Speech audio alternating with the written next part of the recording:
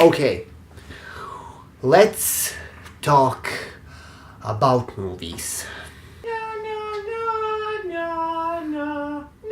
This is going to be a very, very unscripted review. This is turning into a sort of a trend. Maybe the name of our channel is Misnomer. Maybe it should have been occasionally quite scripted. The not so scripted. And yeah. See, you're here because you offer sensible solutions. We are going to talk about Ready Player One, which we've just seen. Emotions and thoughts about it are still pretty raw, and I guess that's a good way to do a review about such a film, because the way Spielberg works, above all else, he is the director of the people, for the people. Whenever he makes a crowd pleaser of this caliber and this kind, it's always a very loud movie for a potentially loud audience. Now, in cinema in which we've seen the film, there was no more than 5 people. However, out of the 5 people that were present, at least 3 of us had visceral reactions to certain things. So we weren't just sitting down and sedately looking at the screen. We had reactions, which is always a good sign when it comes to Spielberg's popcorn features. The latest from the director who actually invented popcorn creatures with Jaws in 1975. People argue Star Wars invented modern blockbuster, but Jaws was actually the first one.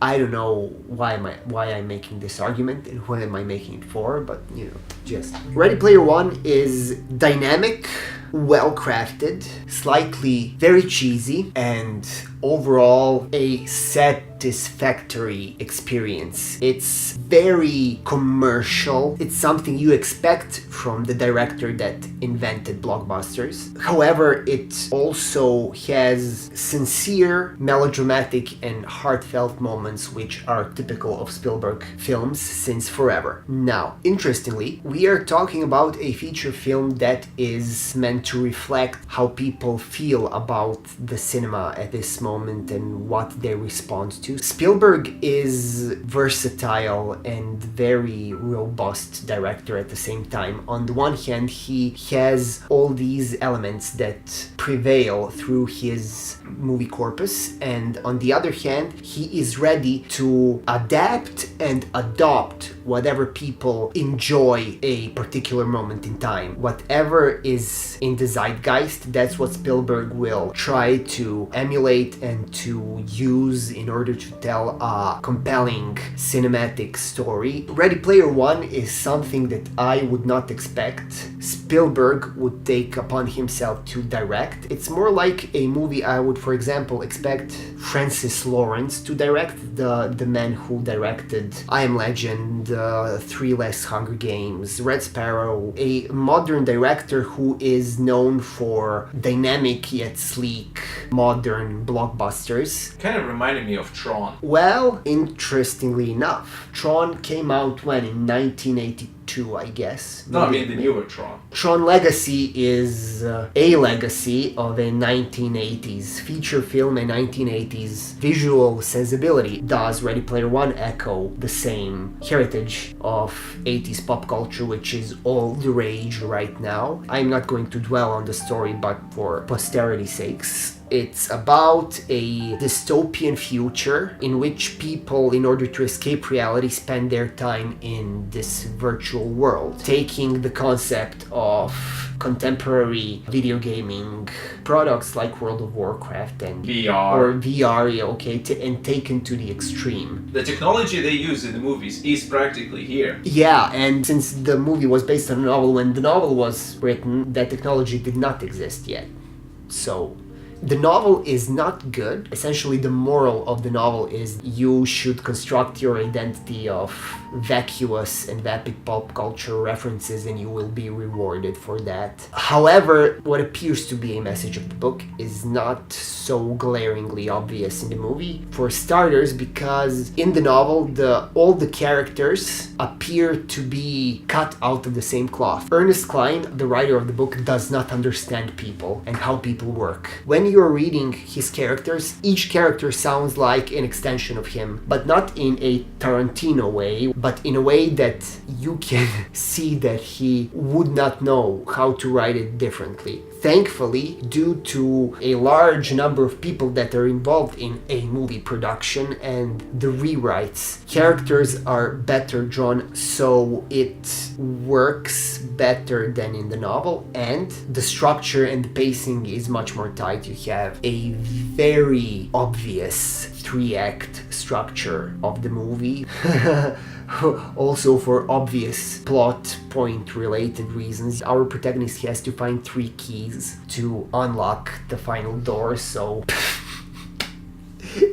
it's a given. The elephant in the room, apart from the video gamey structure of the movie, which is unavoidable, is references in shape of countless licensed characters. I think maximum is a 3-second appearance. Harley Quinn appears for like 5 or 6 seconds in two short moments. So I think Harley Quinn has the most on-screen presence out of all the characters. Batman. Oh god, no. We are The Giant. we are both mistaken. Warner Brothers, which is the production company behind the Ready Player One, did not have to pay royalties for Iron Giant. So we have everything from Freddy Krueger to Overwatch characters, from Halo to Street Fighter. Yeah, Street Fighter, from Duke Nukem to Quake. Oh my god. Quake guns, Gears of War guns. Gears of War guns, Shadow of the Damned gun. And you can watch this movie for pop cultural references only and you will not be bored. Incredible amount of finances went into, or maybe didn't, because we Promotion. Promotion, of course, on Like, one side. who wouldn't want to be in that movie promoting Who their wouldn't brand? want to be in a Spielberg movie? Like, we are all children of Spielberg. In modern movie industry, and therefore modern gaming industry is the way it is because of Spielberg. So maybe for many of the references, Warner Brothers didn't have to pay a lot of money or any money. Maybe if, for example, the protagonist from StarCraft appears. Oh yeah. And like, it's Blizzard Entertainment. I wouldn't be surprised if they just went, oh, it's a Spielberg film and you're, asking for take it. You don't have to pay anything. It's a Spielberg movie. You hear about a movie being made that calls out all the possible video game references ever. and you don't want to be in that movie. Yeah. You're stupid. Exactly. Let's just dial down with the swearing, please. We are a kid-friendly channel. You can't suppress what you can't see. The point is, Spielberg is our pop cultural grandpa. He is a Santa Claus of pop culture. So all of it, say you sit in his lap and then, he's that kind of a grandpa. And we have to be grateful for everything Spielberg gave us. Review is completely derailed now. Nothing will ever be the same. The point of all the multiple references is that it outshines the movie itself. Will you please? You'll cut it out. Presents a problem when you interrupt me in the middle of a sentence. Like, whatever you want to say, please do. Just wait for me to put a period on the end of that thought. I didn't think you were recording that bit. I thought we were just... We are recording right now. Right? No, I mean, I didn't think that bit would go into the film. This is my producer. Now you know what my life looks like. I'm being harassed here by my method producer. This is going into the review and this final moment. When you're lashing out on me, the whole world is going to see. #MeToo. The point of all these references is that this movie has no substance, and that is fine. All of the references are meant to be a part of the same ethos that drives the very essence of this story, and that's the fact that you can have a pretty fun and vacuous experience and still not be ashamed that you enjoyed it. The point of these references is that the movie does not exist without them, and that is not a depressive statement. That is actually a good statement because movie treats it properly. Spielberg is a very smart man. He knows what he's doing and he knows the audience is not stupid. Spielberg is aware of what we expect and we are aware of what we expect. We are very aware. We will go into the cinema, we'll go into this movie expecting to see exactly what we get, and everybody involved behind the camera and in front of the camera and in front of the cinema screen is very aware what cog in the machine each of us is and are, which is essentially the eye of the storm of postmodernism. This movie is, yes. Postmodern interconnectedness formed by intertextuality. I am done. This is the end of me reviewing movies. This is a 4 out of 5 type of a movie. The cynical parts and earnest parts are freakishly well connected and they mesh well. It's a Frankenstein's monster of a movie. Honest moments when they happen the changes are so jarring compared to pop culture and action stuff, which is very cynical in a Michael Bay way, but much better crafted than Michael. I'm not comparing Spielberg to Michael Bay. The way they interact is very jarring, but for some reason, and I think the reason is simply that Spielberg is such an experienced movie craftsman. Work.